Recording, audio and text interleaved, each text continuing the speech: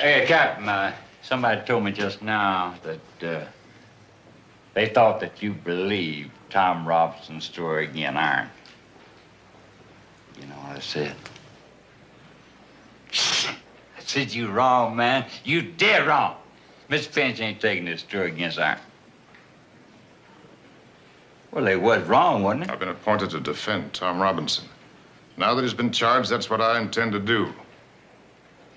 You've taken his story... Excuse me, Mr. Ewell.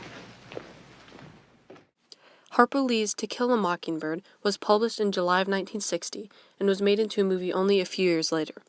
The main actors in the movie were Gregory Peck, who starred in the film as Atticus Finch, and Mary Badham, who played Scout Finch.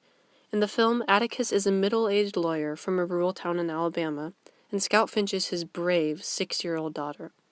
It is set during the Depression era 1930s, and although it came out in 1962, the same problems still existed.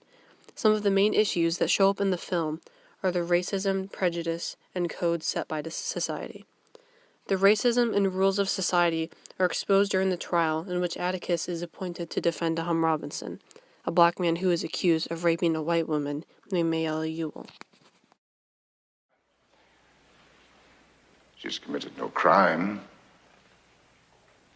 She has merely broken a rigid and time-honored code of our society. A code so severe that whoever breaks it is hounded from our midst, is unfit to live with.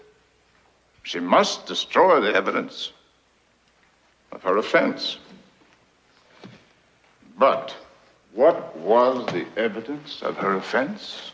Tom Robinson, a human being. She must put Tom Robinson away from her. Tom Robinson was to her a daily reminder of what she did. Now, what did she do? She tempted a Negro. She was white, and she tempted a Negro. During Tom's trial, Atticus provides plenty of evidence to prove Tom's innocence, but the racist white jury convicts him based on the fact that he is black. They didn't want to acknowledge the fact that a white woman would tempt a young black man like Tom Robinson and lie about it in court. There are many other cases similar to Tom Robinson's throughout history.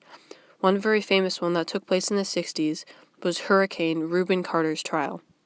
The former boxing champion was wrongfully convicted of a triple murder in 1967. His false conviction earned public interest, and his life inspired a Bob Dylan protest song and a movie named after him. Unlike Tom Robinson's case, he was eventually freed in 1985. The publishing of To Kill a Mockingbird was an event that helped spark the civil rights movement. It forced people to acknowledge that there really was a problem in the United States that had to be dealt with, and it inspired black and white citizens alike to get more involved in the civil rights movement.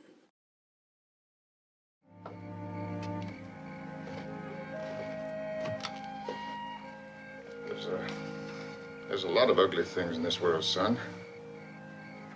I wish I could keep them all away from you. That's never possible.